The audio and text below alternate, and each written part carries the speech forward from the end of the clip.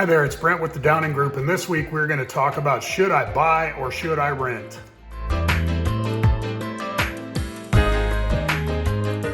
So welcome back to the channel. This week I thought I would go through kind of some of the pros and cons that you should be thinking about if you're on the fence whether to buy or rent.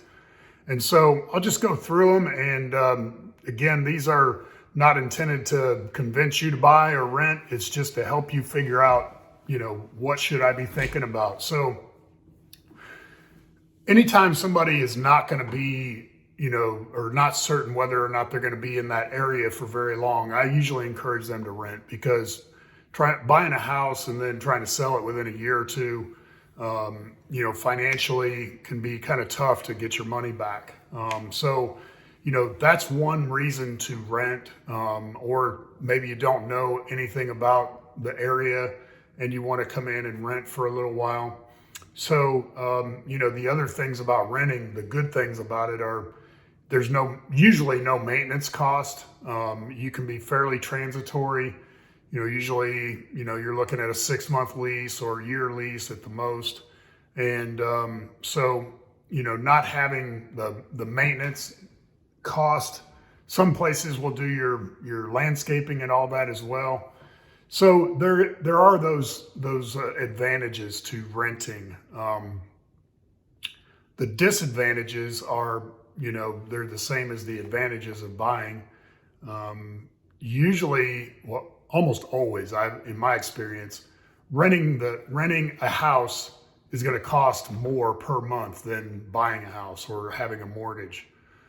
Almost always. I mean, you can, I'm sure, find exceptions, but if you have a 3,000 square foot house, 2 of them right next to each other, one's being rented out and the owners have bought it, and they're on a mortgage, almost always that renter is going to be paying more per month in payments for that house. Now, again, that renter won't have maintenance costs either. So when you're looking at an old house versus new house, those are some things to think about. The other big thing with the renter is I hear people saying, when they're thinking about renting, well, interest rates are really high right now, and houses are really expensive, and so we're gonna hold off until the market crashes and interest rates come back down. Well, I just want you to think about this. The interest rate on renting a house is 100%. Okay. Right now mortgage rates are in the 5s, I think 5%. The interest rate on renting is 100%. You get none of your money back. Okay. So when you buy a house, you are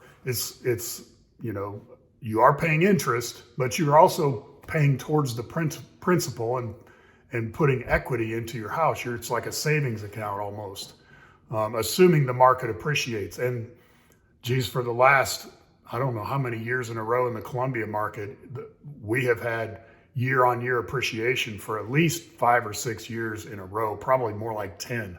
And lately it's been 15 to 20% a year. So, if you're going to wait for interest rates to go down, maybe they go down 1% in the next year. The Fed just raised the interest that they charge banks 0.75 basis points or 0.75%. So mortgages are going to be even more expensive now. So when will the rates come back down? Who knows? But it won't be anytime soon, I wouldn't think.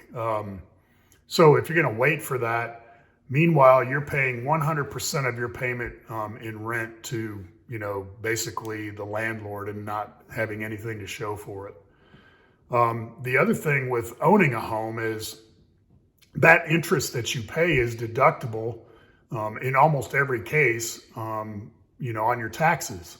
So your property taxes that you pay are deductible. Usually, again, I'll give you my disclaimer. You need to check with your CPA, but my experience is all those tax advantages you get by owning a home, you get the appreciation in it, you get the tax write-offs.